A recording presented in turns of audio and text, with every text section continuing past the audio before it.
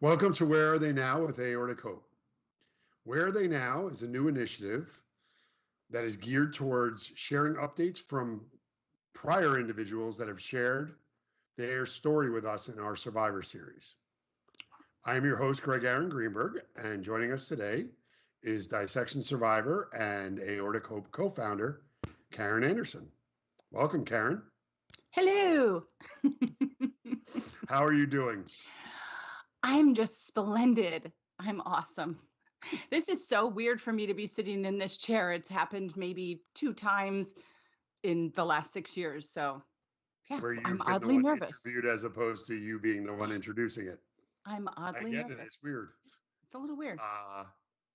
Okay, so like me, you have shared your story probably hundreds of times in the course of everything. But let's briefly tell everybody a little bit about your backstory, about your event, your aortic dissection event.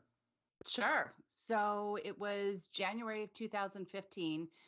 It's so interesting. I've told this story so many times. Do I use a lot of detail, a little bit of detail? But what I think was interesting about my story, now that I know more about it, is I don't think I had a lot of the traditional sensations and feelings. So it was just a normal day. I woke up, I came home from work, plopped on the sofa to watch the Ellen show, and just started to feel this very strange pop on the side of my neck. But it hurt. It hurt pretty bad. And yeah, I sat up and I burped and then grabbed the side of my neck because it was still aching. And then it happened again.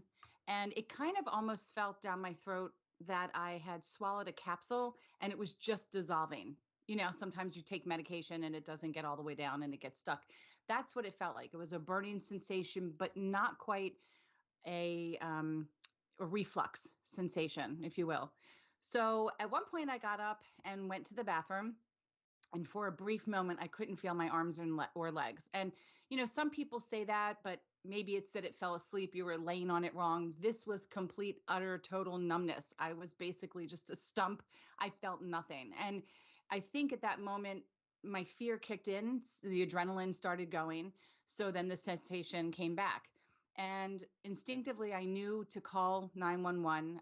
Prior to this, having had Crohn's disease for 20 years, I had never once called an ambulance for myself. But there was something about this that was just different. It wasn't excruciating. I never felt anything rip or tear.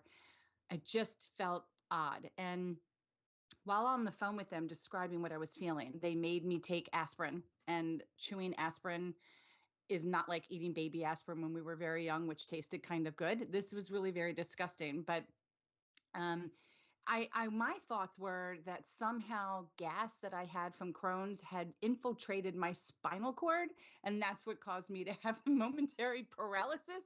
What else the heck would it be, right? I mean, I had no idea that I had an aneurysm, which later on I found out I had. I had just done a 10K 2 months before for Crohn's and colitis.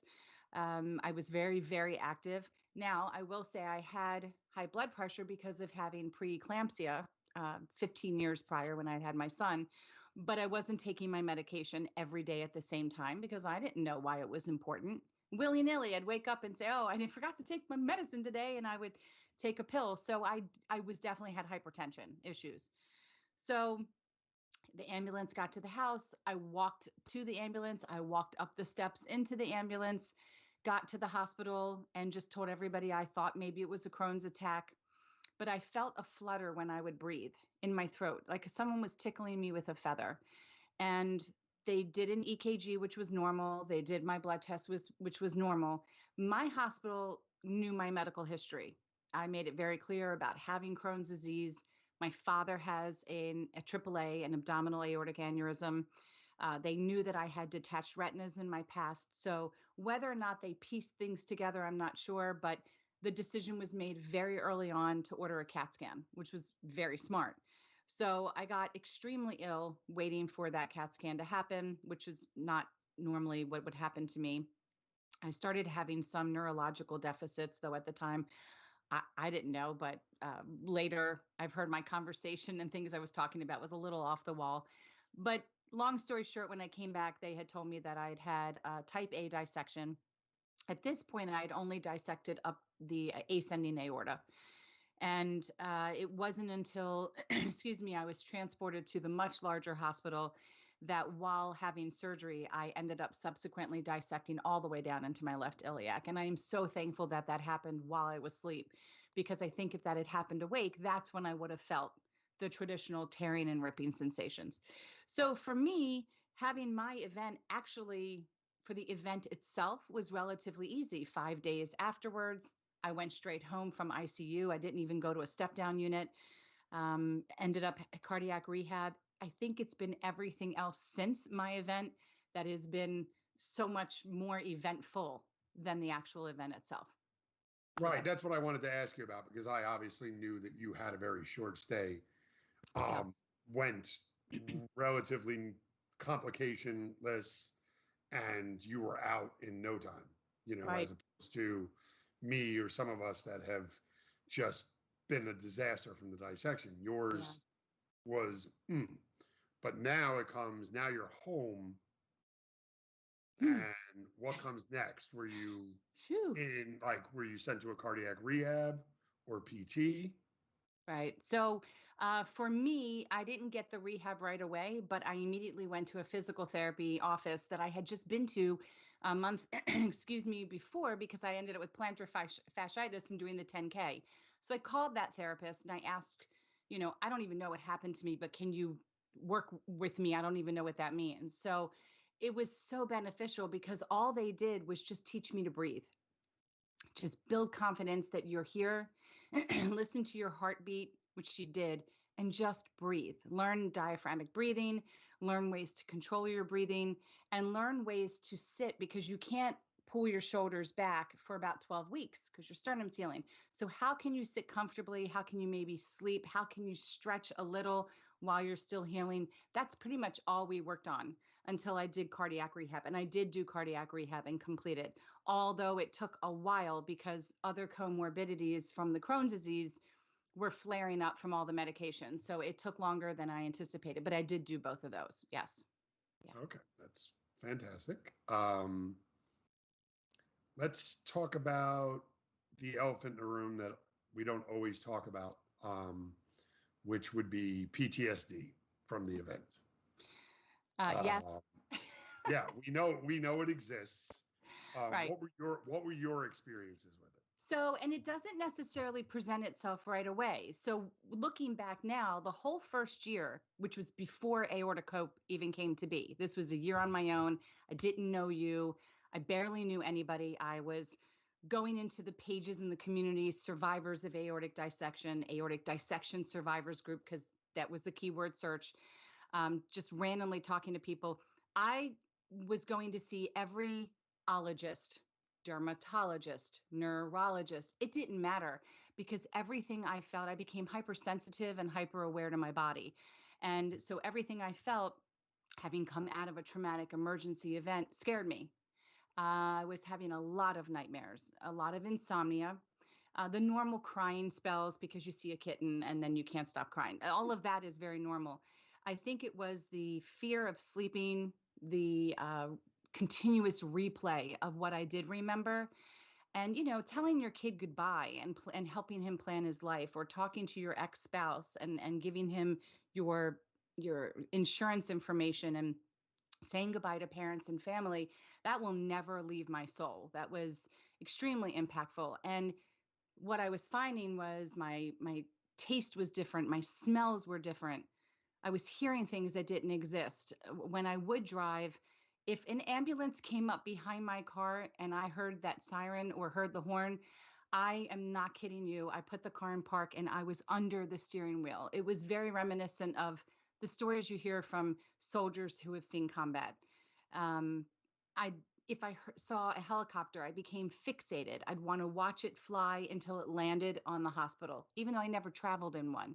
I started developing these OCD like rituals to get through that moment. And it was disrupting my life immensely. I could smell alcohol out of nowhere. I would hear the sound from the heart monitor machine, and I, I would start break out into a cold sweat. I wouldn't remember where I was in places that I've been forever of my life. become so overwhelmed that I couldn't remember where my car was. It was just horrible. It was all of every single thing that you could see under the definition of PTSD I was having, and I didn't know it. So it was a huge struggle. Okay. How did you address getting past that?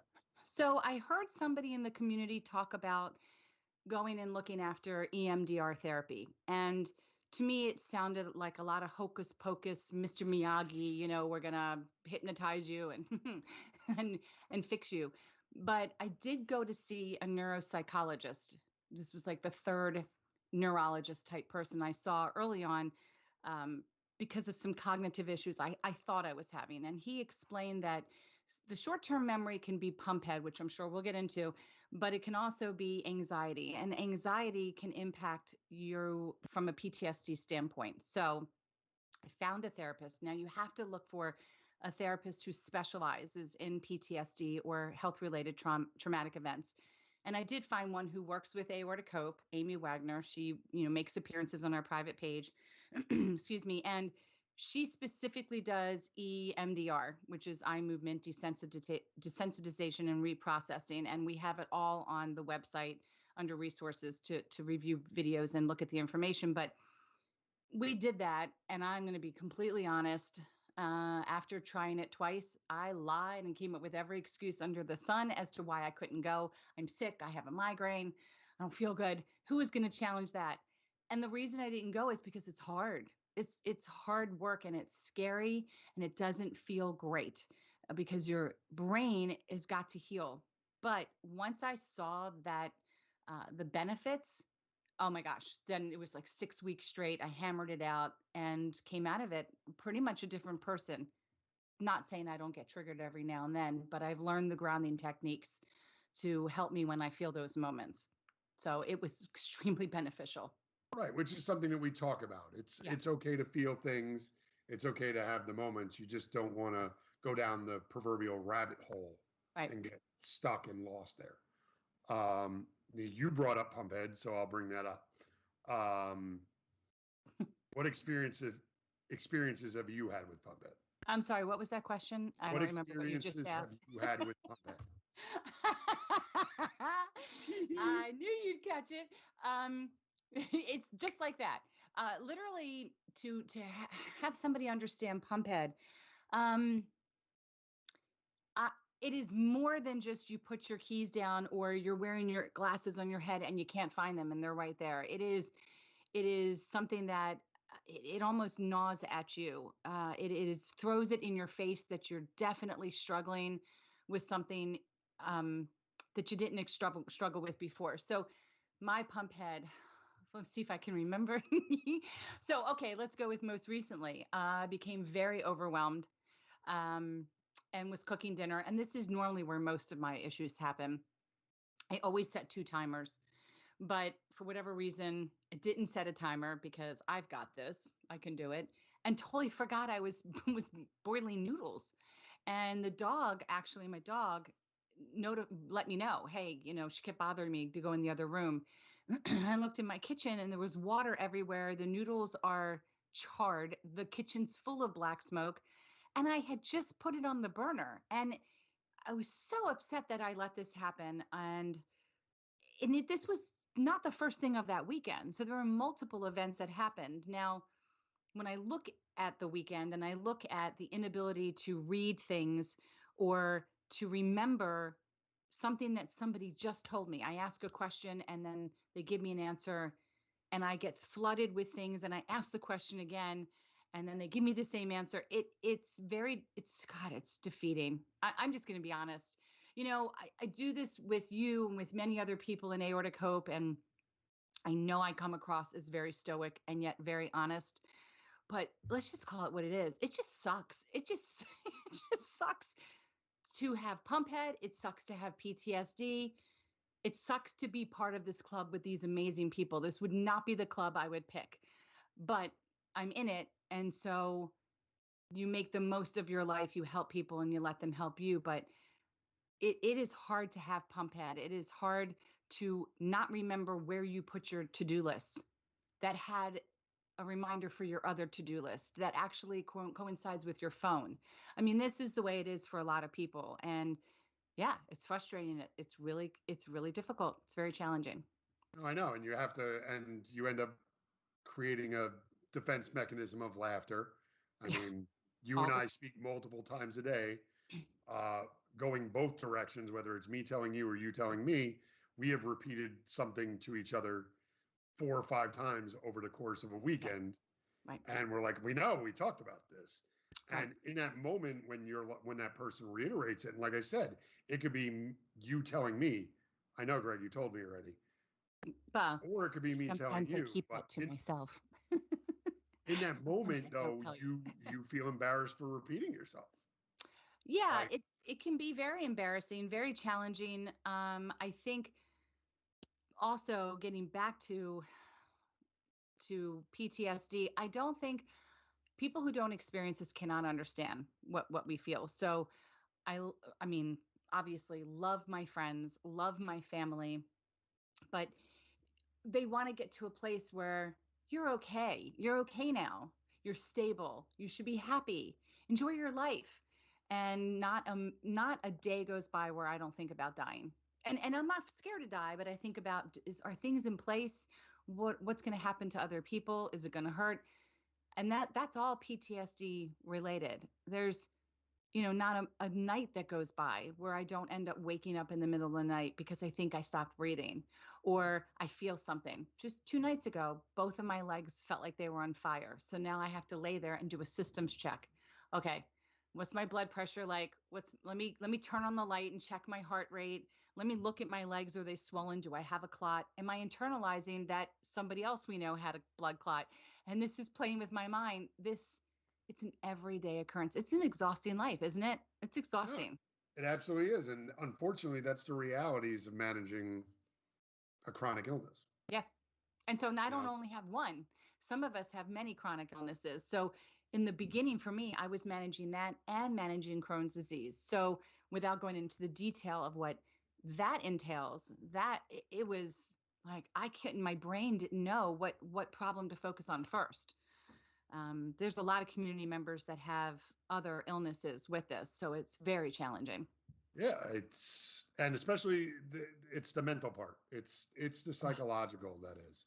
yeah. I mean, I know in my case, it was not only this world that I was joining an amputee world Hmm. that like I never planned on being part of ever, never Yeah. envisioned that. And and figuring out what was going to be the new reality of both those worlds Right. was, and just when you think you have a handle on one, the other one kind of rears its head. Hmm. So it's difficult. And I mean, and like you said, I mean, mine was just dealing with the reality of the amputation. Hmm. For a lot of people, it was not a second chronic illness, but it was a psychological, it was a chronic psychological hurdle that I was going to have to get over the rest of Right. my life, which was dealing Right. with the idea that I was an amputee and that things were not going to be the same in that aspect. Hmm. And if So, you remember, 2 years after we met, which is right in the year that we became a 501c3, so 2018, in 17, I got really sick. So here it is, 18, and now I've got to get an ostomy. So it's like, of all the things I was ever scared of in my whole life with Crohn's, here it is. And I think with anything else, even with people in this community that go for a scan and all of a sudden are told, oh, you know what, in 7 days, you're going to have open heart surgery because you have something that's major that came up, the bumps that happen, whether they're pebbles or mountains, it's very disruptive. It's very scary. And it's a big pity party. And I had mine for sure. I couldn't believe it was happening. I tried to put on the brave face and thought, well, I'm going to buy bags that are Louis Vuitton ostomy bags, and I'm going to sparkle and bedazzle my bag. I'm going to make the most of this. This is awesome. It was very tough, but it was the greatest decision I ever made. It put my Crohn's in remission, put me in a place where I can go back to focusing on the more life-threatening problems that we have, this underlining, disease. So yeah, you don't expect certain things to happen. in your life, and it can be very emotionally challenging, and it is a chunk that is missing from our care, huge chunk that's missing from the point of going home. And And it's a sad thing. I think you just hit a major nail on the head too, because for those of us, everyone, hopefully that's watching, like you're being monitored, and there's always the potential for the next shoe to drop, so to speak. Mm-hmm. You're Yeah. being scanned. Hopefully, you stay stable. But just because, and this goes for even intact aneurysm people that are being monitored, just because you were prepared that someday it was going to happen, it does not change the punch to the gut of Right. when that day arrives. Mm-hmm. I was 7 years, you know, warned that I was going to have a surgery in a year or two, 7 years, and then here we go. Mm-hmm. We're going to operate, Greg. Wow. Okay. Think how many times I called you. I mean, I haven't had to recently because, after time, you start to get used to this in your body and you start to trust things. But in the beginning, every scan I was having, which was at sometimes every 3 months, I was calling you. I'm like, okay, let's read this. And I have another friend who's a cardiac nurse, and I call him and I say, let me read this to you. What does this mean? And I'd Google every word. And that is a form of PTSD, I believe, just the fixation on wanting to have control. And one of the things with any trauma in your life or health condition that you have to give up the control. You can only control what you can. And I did what I came to do. I went and had my scan. I did my part. So moving forward, I've realized I control the environment of my scan. I tell everybody I have PTSD. You got to give me a minute before you put the needle in. Let me just breathe a little. One voice in the room, one person. This is what I need so that I'm not hitting the floor. And I'm very upfront about it. I don't think anybody looks at me like I'm crazy. They want to accommodate me. So I set the stage. My own advocate. I set the stage based upon what my needs are to give them the best chance to do what they need to do. So I do what I can control, and then I give the control to them and I say, now you may proceed. But you must tell me when the liquid's being pushed so I can deep breathe through it. So everything in this medical world, when you get in here, should be a two-way street. And it's dependent upon us as the patient to communicate that all the time, all the I time. agree. I And it totally digress. goes hand in hand with being comfortable with the Yeah, team that right. you're putting your faith into. If Exactly. you're not comfortable with your cardiologist or your surgeon, then you should be looking for potentially a change. That's right. Or talking to Because us that and getting our opinions and our going to a support group is great because we can give you the tools to start the conversation, to say, hey, if you don't feel comfortable with this, here's some questions we've heard asked that are very effective. Take it to your provider. Start your own conversation. Get your questions answered. yeah, that's absolutely the key. Yeah. Okay. Okay. So What you got? What you got for me now? Mm, mm. we talked about EMDR, some of your Yeah. experiences with Pumphead. Now let's fast forward. You're a year out. You've hit your first aortiversary. What was that like? It was so nerve-wracking. Oh my gosh. It was one of the things I hate the most is the countdown to the new year. I always have. I find it very stressful. When you count 10 to 1, I don't know why. I feel like, oh my gosh, did I do everything I want to do? It's so irrational. It's so silly. I remember when my son was being born and I had a C-section and I knew he was about to come out. And I was panicking then too, because I knew that was my last moment as just a daughter to my mother and um, a wife to my husband. I knew my world was going to change. It's just like, it was just very stressful. So as I was approaching the 1 year, I got so stressed out. But look, it's a rebirth day. It's a chance for me to get presents. I milk it. What can I say? I like sparkly, wonderful, fun things. So I had a long conversation with my husband and my family, and we had a wonderful dinner, and I got great gifts. And then I went and visited the cardiac rehab team. I baked them a cake. I always send an email close to midnight the night before to the ER team, and I let them know what I'm doing with my life. And that kind of fuels me for the next year because the amount of time they spent to try to save my life I feel they are owed knowing how I'm using that. How am I living my best life?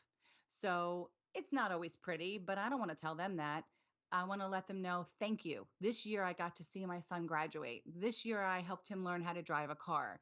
Or now it was this year he's getting ready to graduate college. And many doctors and nurses never know what happens to their patients, and all I've heard is they really appreciate knowing that you're doing well, that you're making the most of the life that you were given. So I drop off little tchotchkes at the nurses in the ICU, and I always walk past my room. Okay, I didn't last year because of COVID, but what I have found for me is walking past my room and looking in and seeing how sick those patients are in the SICU.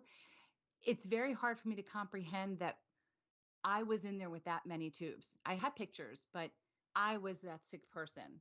And what used to go through my head was, I can't believe this. This is terrible. And I would run out because I can run out now. I couldn't leave then. What goes through my head now is, let me leave some information. If any of them have aortic disease, I don't want them to ever feel what I felt when I left. We're here. Like, I just want to scream and run around with a big banner and say, aortic hope is here. So it's a very different sensation now, but I still try to milk it. However, I will say this is important. Year 2, year 3, my family, they'll get together with me if I really wanted them to. But I was sensing that they didn't want to always acknowledge this every year, because they do live this every single day too, in a very different way. Caregivers have their own PTSD. And anytime anybody helps us or helps anyone with a health condition or who's been through trauma, they've experienced it too. So I stopped asking them to join me, and I started asking my friends, or maybe one year I'll just take myself for a massage day. It doesn't have to be something like it was the first one. Number 5 was a milestone too. And I figured every 5 years, my family will be with me. I'm not going to make them relive this the way I have to every day. So they're off the hook. That is a good thought. Aortiversaries.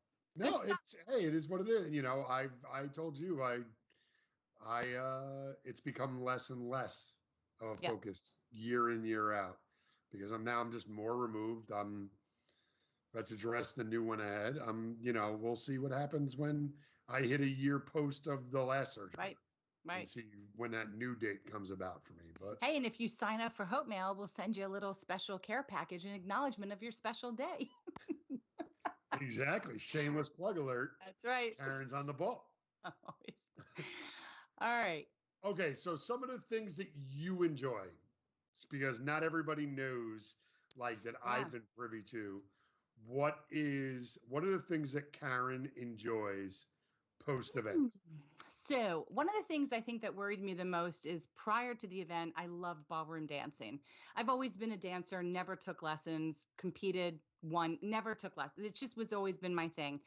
Used to look. I thought I was going to be Paula Abdul. For those of you that don't know who that is, don't tell us, because you'll make me feel a lot older than I am. But I was going to be Paula or Janet Jackson, a fly girl, dance at King's Dominion, whatever. That was going to be my dream. Then I wanted to be a rockette, and I knew that wasn't going to happen. So I went into ballroom dancing, and what scared me was having a frozen shoulder after surgery and losing my stamina. I got very depressed because I thought, I'm never going to dance with my husband, and I'm always going to be in a transport chair being wheeled around because I can't walk because I'm so winded. And then I thought, well, you know what? If I can at least slow dance, I can do that. And if, God forbid, I can't do that, I'll just hug his waist from the chair. I mean, I started rationalizing that I can still enjoy anything that I enjoyed. I'm just going to have to flip the script and enjoy it differently. But I've done it since. I mean, once you build your stamina, you realize, okay, I was in a very sad place in the beginning, but now I can do it. It's just modification of life. One of the things I took up early on when Aortic Hope first started was loom knitting, because that's what every 48-year-old does on a Saturday night. They knit. No, I did it because I couldn't do anything else. And I started making tons of scarves and hats and heart-shaped pillows. And that's how Hope Mail got started, because I sent it to a community member after she had surgery, and people started asking for it. And of course, I'm not going to knit, hundreds of heart pillows. That's never going to happen.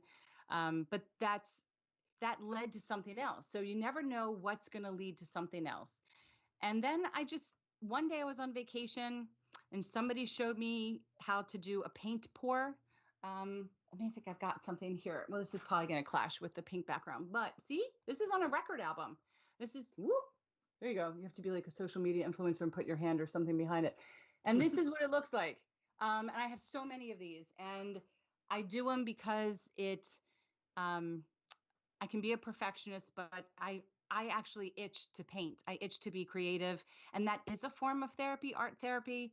So I do that. I do brush painting. I again, no instruction, and some things I think are really good, and other things I just do it because it's like when you have an itch and you have to scratch it. It's an instant gratification, and I can sit back and say, okay, that was good. I'll go figure out something to do tomorrow. So I just kind of picked up hobbies. And of course, Aortic that came to be. And that goes without explanation on all the wonderful things that we do. And that keeps me pretty busy. So I think, because I can't remember if there's anything else that I like to do. How's that for Pumphead?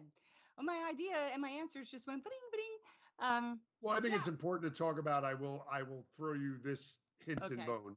Hey, give You me a do hint. travel. I love traveling. And you know why? Because I love not that I remember everything I've seen, which makes Pumphead so funny because I can go to the same place over and over again and it's like, wow, look at that. I don't think I've been here. And my husband's like, we were here last year. I'm like, nope, this is a first for me. Every time is a first. It's great. Groundhog Day. I do love traveling, and I am not one to travel and sit at a beach. I'm one to travel and say, I can go to the beach half day, but I want to see culture. I want to see if they have any great art exhibits. And I was never this person, but I can just appreciate things that happened before me. And I finally got to travel to Europe in 2019 and got to see London, and I got to go to Ireland. And I just was mystified at especially in London, the combination of the old and the new architecture. But I do, and I love food. That's another thing you just triggered. I love food. I and if you ask people that knew me when I was younger, I used to have a set of china plates that had separators, dividers in it because gravy cannot touch stuffing. It surely cannot touch sweet potatoes. You have to scoop that section out, get some paper towel, dab it. Now I'm like, mix it all up and find a new flavor. And that's my husband did that to me. And um, I think food is like art. So I savor the smell. I appreciate a good chef who can combine flavors. I like the way it tastes. I like the way it feels. I love going to the spa. I love pampering myself. I think it's very important to take care of yourself, self-care. I just love the way things smell and the sounds and the sensations. So yeah, those are. What else do I like, Greg? I don't remember. What else? I'm trying to think what else. I think it's very important, though. I will touch upon with the travel. Yeah. Is I'm intrigued to know this. Mm-hmm.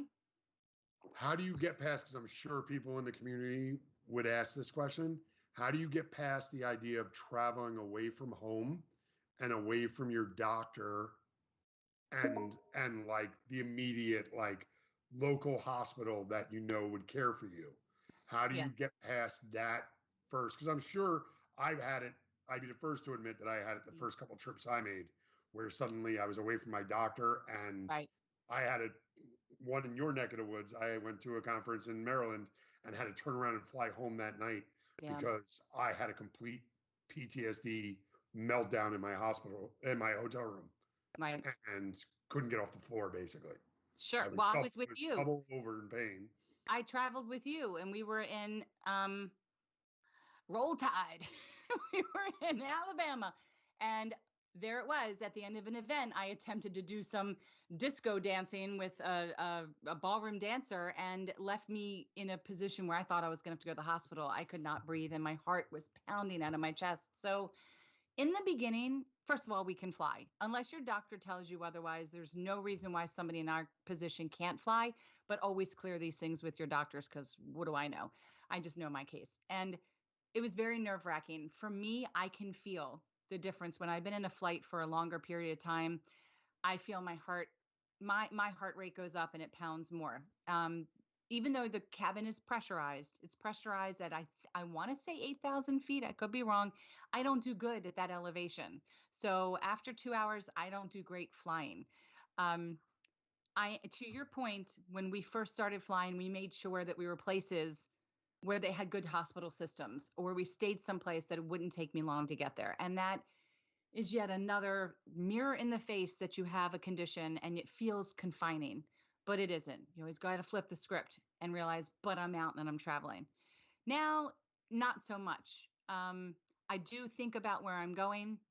I do think about the medical system. I felt very comfortable in Europe because I know that they have a very good hospital medical system with very good doctors. Um, it's a lot when you think about your medications. Couple that with, I've got, an ostomy and all these other supplies and things. So when I go through TSA, they're wanding me. It used to embarrass me between, I was always scared of was I getting extra radiation considering I'm having scans, and are they going to know that I have sternum wires and now I have to worry about the bag? Now I don't care anymore. I just want to get to my destination. Um, but it's something you have to think about. I mean, depending on your medical situation, you should consider, are you going someplace and can you get the lay of the land in case there was a problem? It really is important. This I is think that hit me, the anxiety of it, yeah. because that first trip, I had never, outside of maybe a few close friends, Hmm. bared my amputations. And now I'm Right. in an airport where I have to take my shoes off and I'm in my Right. socks. And it's the first time that I'm publicly like, whoo. And I think you're absolutely right. That added a lot to that Yep. anxiety, which is why I think, even though, because I had a logical thought going in, um, I'm going to Maryland. Hopkins is right there. I have Hmm. no concerns. I'm Hmm. going to be in Baltimore. Nothing to worry about. I Yeah. can leave the confines of New York without a problem. Yeah, I literally never even got out of my hotel room. Hmm. I wasn't trapped in my hotel room. It was just, it started when we got past security. Hmm. Um, I gotten sick 3 times in the bathroom before we got on the flight. Then Anxiety. threw up 2 more times on the flight. Yeah. And that was all just physiological responses to what my anxiety and psychological level was at What that. ifs will get you every time, right? What if something goes wrong? Next thing you know, it does. It's always a self-fulfilling prophecy. And what ifs are just the worst thing in the world. Yeah, and And the but abdominal pain so was absolutely horrible. and that was also The you second that I booked my return flight to New York and I was at the airport, you were fine. all that subsided. By the And time it's that my and like you girlfriend picked me up said, at the airport, I wasn't even ready to go see my doctor the next day. I was like, I don't even think I need to call her. I think I think I was not ready for this yeah. level psychologically at that point. And like you said, it's a lot to expose an amputation for the first time.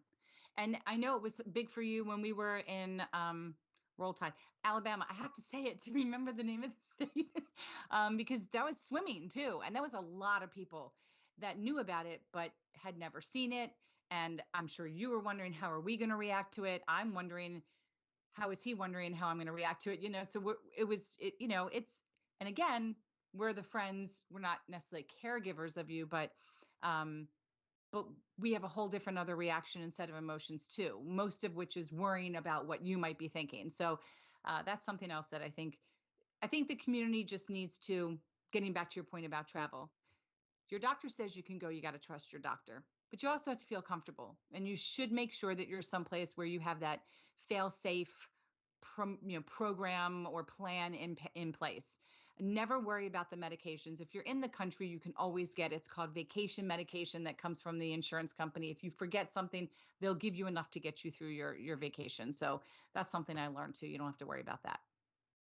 That's something I never knew. So that's an Hey, important tidbit, important tidbit. for members of the community to True. realize: if Right. you have accidentally flown or Hmm. driven somewhere without your medication, it is not a freak out. It's not a It's freak not a out. freak I out mean, it might moment. be for a second, but you can solve the problem very Right. easily. Right. Yeah, no, it's natural. Right. It's like I said, those are things that we worry about. It's okay to worry. Yeah. You don't want to get stuck there. So Mhm. it can be solved. Yep. All it takes is calming down and, moving forward. Uh, okay, so we've talked about your paintings, My paintings. the pours, which I will say, hopefully, we will be adding something to this channel that will involve. I hope. I think so. I think it's coming. I think we'll try it on a ladies' night or not, if not sooner. Um, I think we can do it in an inexpensive way where everybody can just get their own materials and we'll just hop on and I'll teach people what I've watched on YouTube. 'Cause that's how I learned. And it's funny. I actually learned I was in Florida in my timeshare and Marriott was offering a class to kids and it was like a rainy day. So I thought, well, I'll go check it out. I think it was me and one other adult and that was it. They mixed these paints together and poured them down, and my eyes got wide. And I was up till 2 or 3 in the morning. Every video, acrylic paint pours, acrylic paint pours. You've seen it because sometimes I log on as us on YouTube searching, and you see Karen's looking up those paint pours again. Yeah, it's a lot of fun. But I'm sure And there's so I can tell you, yeah. you do not need to be the most artistically inclined person Oh, to try it. So that's the one thing I will tell you yeah. to anybody that's watching. If you're like nervous because like, oh, I can't draw or I can't, Hmm. this is not your regular painting. This is something that happens abstract wise. Hmm. It's a pour. It's supposed to be unique. It's Yep. supposed to be have its own little intricate flaws to it and And if bubbles you and hate this. it, If you hate it, guess what? The next day when it's dry, you just pour right over it again. Nobody will ever know what was there to begin with. It's wonderful. Actually, and while my microphone's on another one, I won't show it now. But all right, Greg, what you got for me now? Okay. What do you Well, have for me let's now? talk You about. knew I was Okay. going to do this. Talking to Yeah. the microphone. Fun. Okay. So we've talked a lot about post event Yes. and everything you've been through. Right. Now it's time. What have you learned from it? So if you could go back in time and give Carin, that was a week post dissection, just coming out of the hospital, Yeah. if you could give her a piece of advice while recovering, what would it be? The first thing would have been get a recliner because my bed sucked. I hated sleeping in my bed. But no, seriously.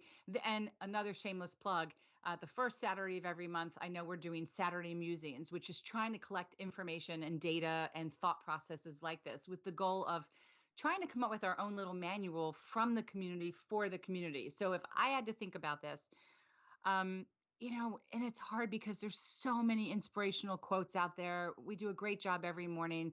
And sometimes we put quotes that are just not a negative tone, but it is where people are at this moment. I think for me, I would, because not a lot of people have even had surgeries before this. And I knew better. I knew day 3, you feel the worst, day 4, you feel better. Like I know these common things. I probably would tell myself to go easier and have no expectation, zero expectation. And I have said this before, you have to look at recovery, I think, of anything in terms of weeks, months. You can't look at it a day because you will not see any change between Monday, Tuesday, and Wednesday. You're just going to feel uncomfortable and you're going to feel defeated if you do that. And I felt very defeated. That would be the first one.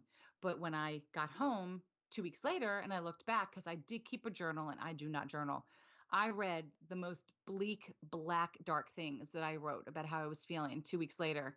And I was like, who is that? Like, that's not how I feel at all now. So that's why I say look at recovery in terms of weeks or months. Um, Not to yeah, mention the fact yeah, that if you have a small half step backwards, right, you're not torturing yourself about it. exactly. When you remove yourself for weeks or a month and Yeah. look like one versus the other, you're only going to see the progress. You're not going to see that on Thursday you were feeling crappy and you took a Hmm. half step back. Yep. That's no longer Right. in the picture. Where I if you're think looking at it daily, that's a struggle.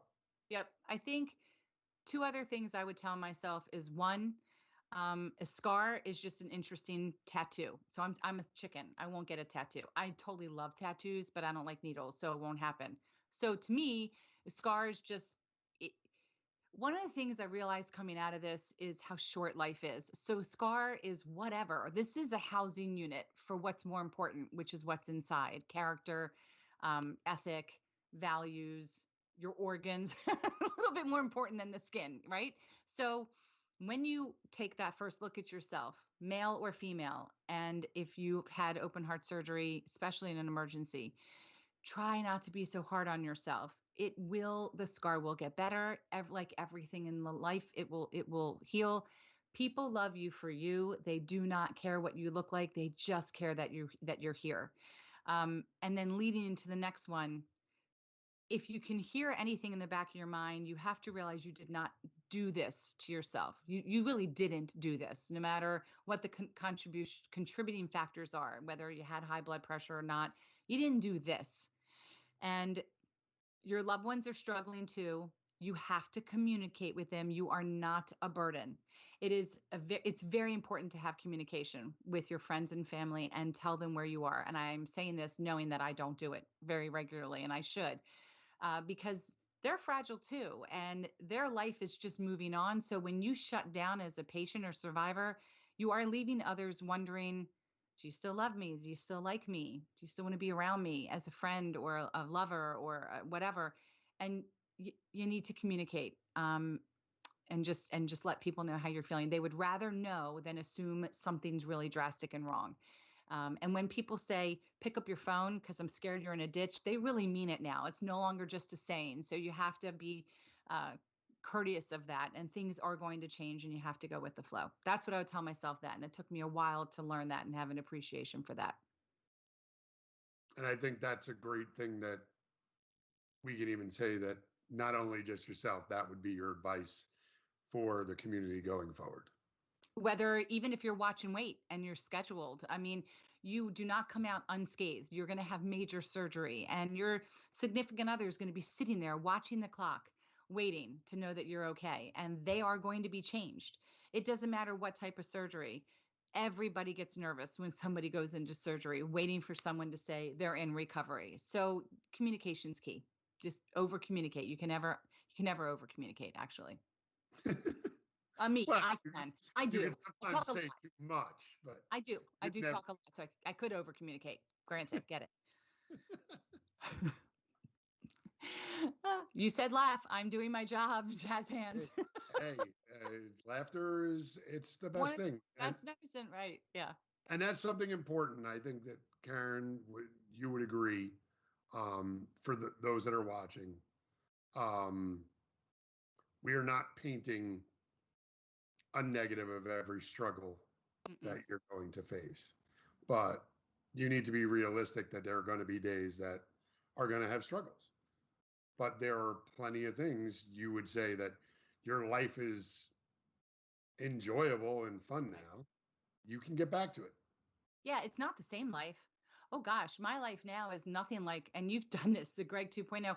My life is nothing like it was before. Before I took life for granted. So I was on the same hamster wheel of you work to earn the time off, to have the vacation, to work again, or you work to make the money to feed the child, to do this, and then you go to sleep and you get up. I mean, that was it. You just get into this routine and it's just life. And then you wake up and 10 years have gone by, what have you. But now, when people say stop and smell the roses, I understand what that means. Now, very often I'll go outside, and I know it sounds so silly, but there is something to when it's spring, summer, and fall, putting your feet in the earth, getting it in the grass. Well, I look first to make sure there's no spiders, but I put my feet in the grass and I look up at the clouds and I will look at the trees and I will smell.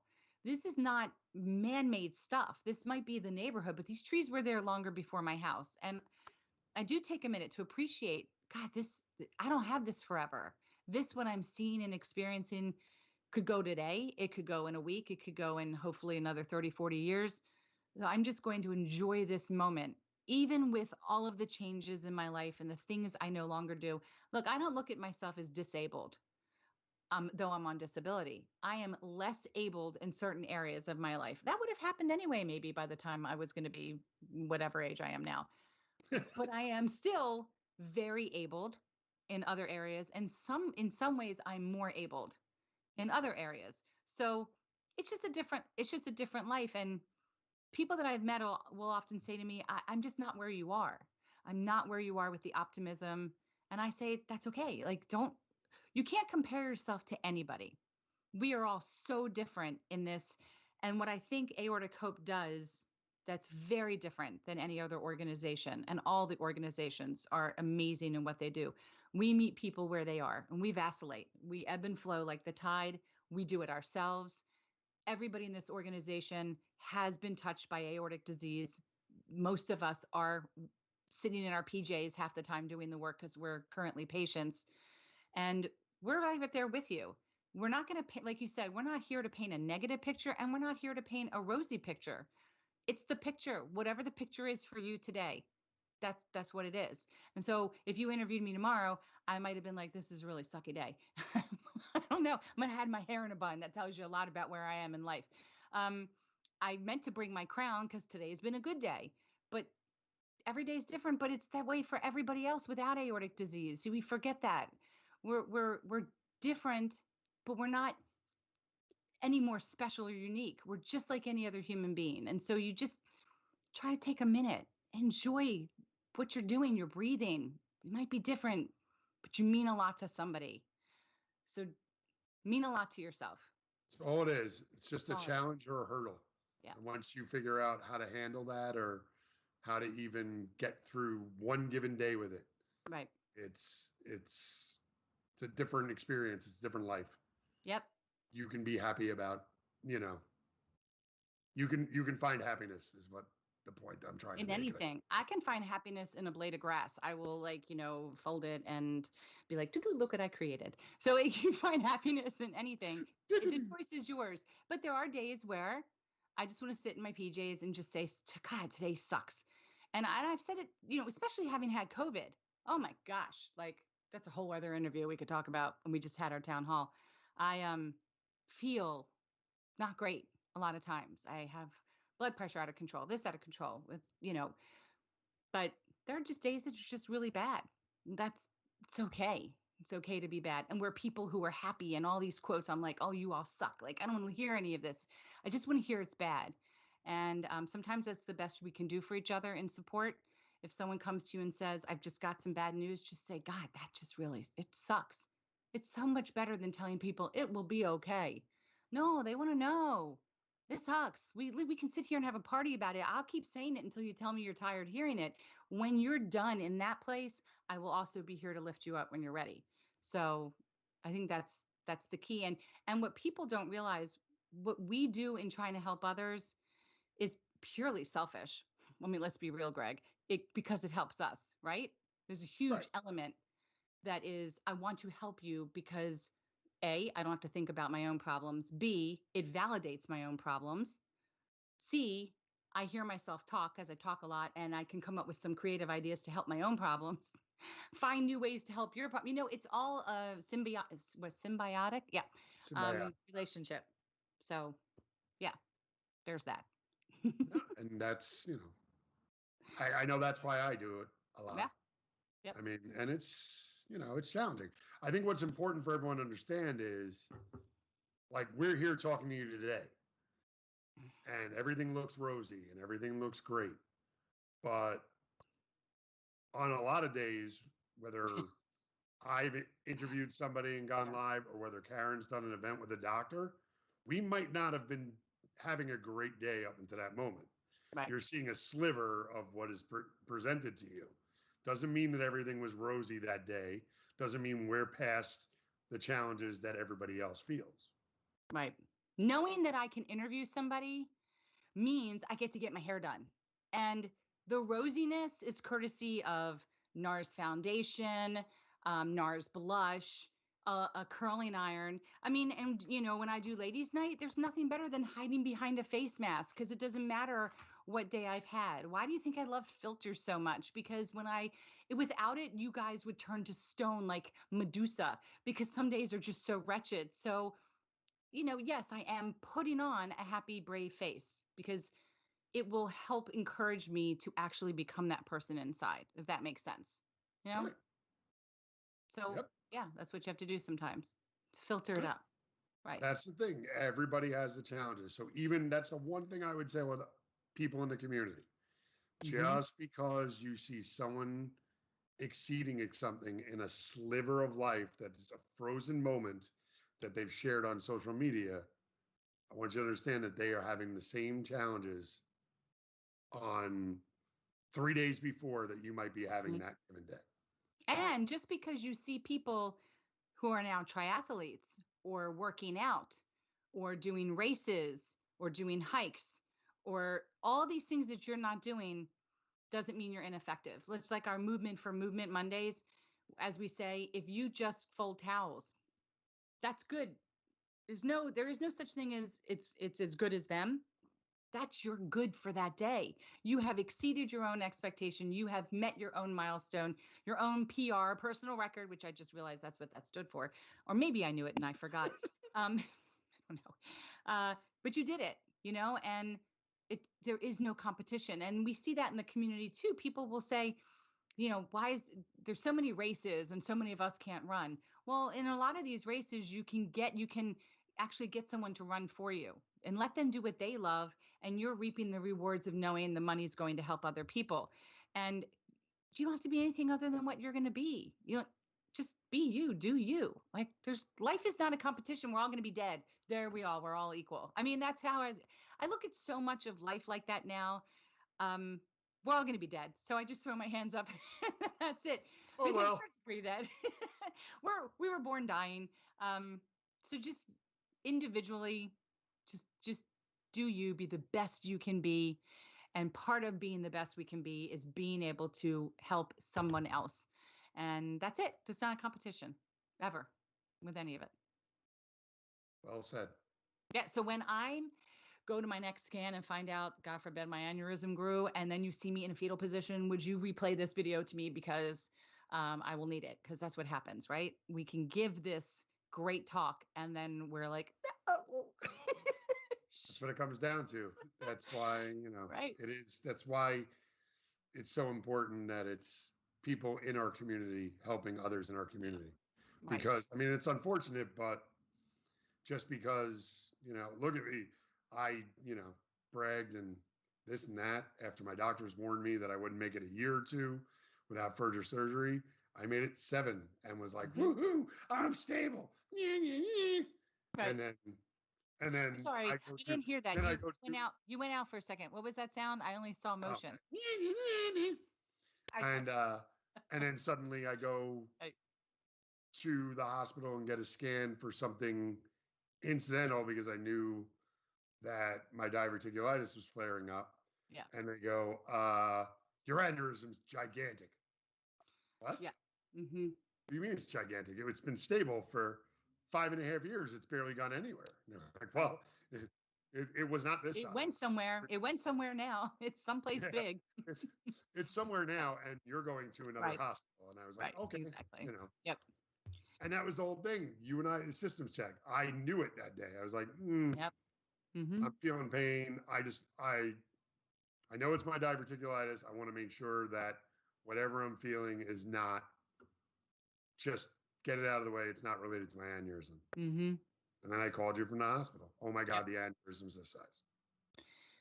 So what do we got? Any other things, questions? Anybody out there? I mean, it's Easter weekend, so I'm not sure. And it's the end of Passover, I think, if there's any questions from community people or comments. I have not seen any questions from community people. It'll happen one day. Somebody will see One this. day somebody is going to join us live. We've had people join.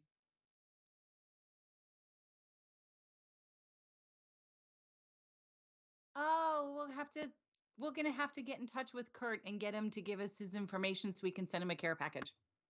Oh, yes, we did. Oh, all right. Can somebody send me a message so I don't forget to do that? So you sign up for oatmeal. So now I will send it. And now, all right. I missed that. So we're still getting used to it on this sense. I miss Kurt's appearance even here. That's all right. We'll get it. We'll get it together. We'll get it together with this live stuff. 2022. 2022 is our year. Well, I'm hoping May will be our month. All right. I'm all for May. That's where we're shooting for at this point. Because Actually, we're hoping the next episode I'll have this whole chat thing. Yep. Well, this month of April is going to be really busy, so we'll have plenty of time to keep practicing. Oh, my friend Donna, she's online. Say hi. Hopefully you read all this. You've been listening to this. But hi, nice to I can't read it, but nice to know you're there. I'd say see you, but that would be like how's that possible? Do you have any other questions for me, Greg? Is there anything else you'd like to know about me?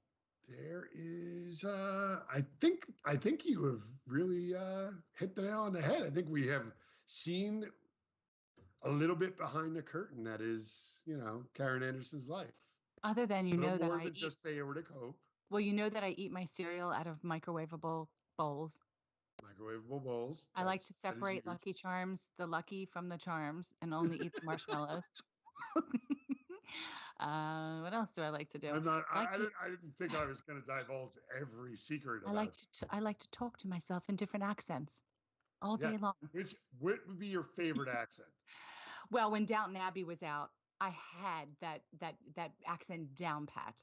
And then I went to Ireland and I came back with a little bit more of an Irish accent. And then when I listened to the lady talk, I can't do it right now. God, I'm on the hook. When I listened to this lady on TikTok talk in this very thick accent, I'm assuming she's from India. That's it. I hang up and talk like that all around the house. I can do Southern. I now just finished watching a series on Netflix, so now I sound like one of my tribe members from Israel. Oh my gosh, I sound just like an Israeli with talking English. Yeah. And then, sometimes I also duet with a man on TikTok, and I think I should be on American Idol, especially if I'm in the shower. The acoustics are phenomenal, but nobody else would think that about me. So, but that's the rest of my secrets. I think I've let them all out of the bag. Okay. And I sprayed my roots because I didn't get a chance to get my hair done before this event. So I'm very gray. There's another secret. I don't mind. I'm an open book. I'll share it all. But you wouldn't have known until I pointed Carin didn't get a chance to get her hair did. I didn't get a chance to get my hair did, so I did it myself. Well, now I got some grays hidden underneath the darkness. That's all right. Okay. Is there anything else that we want to talk about aortic hope wise? What's in the pipeline? So much in the pipeline. Everybody should always like and subscribe to our channel. There's always information coming up on our website, aortichope.org. Of course, we're also on Facebook and we're also on Instagram, and we're tweeting all the time now on Twitter. But the calendar's ever changing. So if someone sees this now, it may not be applicable in May. But if you do watch this in the next 2 weeks, we have an amazing fundraiser. We have such great fundraisers. We work with such a great company, and the shirts are amazing. And there's always something going on, because what we do is everything that we get, all the generous donations, we turn it all around and give it right back to the community to support everyone with all of our initiatives. So that is fantastic. If I could juggle, I'd start juggling all the different products and things, but I can't. It would just be a mess, which is why I have a sparkle background, because if you saw my actual office, it's complete organized chaos. Yeah. Hey, I'm hiding behind the aortic hope banner. So. Mm-hmm. Yep. So this was a lot of fun, Greg. I cannot tell you how thankful I am that you joined me this week. Thanks for having me. I think it's important to let everyone know again that this will be an ongoing series. We'll be doing it every 2 weeks. So we will be going live in 2 weeks with our very own community member and Aortic Hope Ambassador, Carmen David. Oh, wonderful. That's wonderful. So that is scheduled for 2 weeks, but I think it's important to know that if you've done a Survivor Series before with us and have done a Survivor Series video or the blog, that I would like a chance to sit down with you, because those are focused so much on the event. Mm-hmm. And they scratch the surface of what's been going on since. And we want to talk about more what life has looked like. Where are you? Yeah. Yeah. What life has looked like, both good and bad, potentially. Right. And the Survivor Series is also, we try to do that every 2 weeks. And that is, look, we would love for you to go live and have an opportunity to talk with you about what your event entailed, especially if you were misdiagnosed, because that information needs to be shared with a sister organization, another nonprofit called Think Aorta US, which focuses on physicians, first responders, to avoid those misdiagnosis situations. Other than going live, you always have an opportunity to record with us. You can also record yourself and submit it, and then also do a written blog. But in that case, telling your story is very validating to others, and it helps create a conversation for them to take to their doctors. And it's so equally important to be a part of this with Greg, to be a part of Where Are They Now? Because it's, there's a lot of information out there that says the mortality rate is so high at 5 years, and yet that's so inaccurate. And we've got community members celebrating 18, 20, 30 years, that those numbers don't exist. Don't read them anymore. And come here and check out some survivors and hear about all the fun, wonderful, exciting things that they've been doing, right? I can't wait to hear, because even though I know these people, I don't necessarily know the inner workings of what they like and what they do. And that's so exciting. And again, we only see a sliver. We only get a sliver. Even if you're following them on, and friends with them on any social media, you still only see a sliver. But this, you're going to get the inner workings, like the cereal in the microwave bowl. Come on. That's a big one. You get to see behind the curtain. Lucky and the charm. There's more to the wizard than just what he's showing us. You are very true, very wise. I'm so smart. You're so smart, Greg. But anyway, we'll wrap this up. I think Carin, that we should, great. Let's agree to do a next episode where we just sit and whisper like the electric company, and we just talk like this to each other. We can whisper talk. I like it. Problem with that. I know that I'm normally very loud, but I'm okay with whispering. You are normally very loud. Thank you again. This was great. Thank you for joining me. And like Carin said before, make sure you like our video and subscribe to our channel. Like and subscribe away. And thank everyone again. So for Carin Andersen, I'm Greg Greenberg. And thank you for joining us today.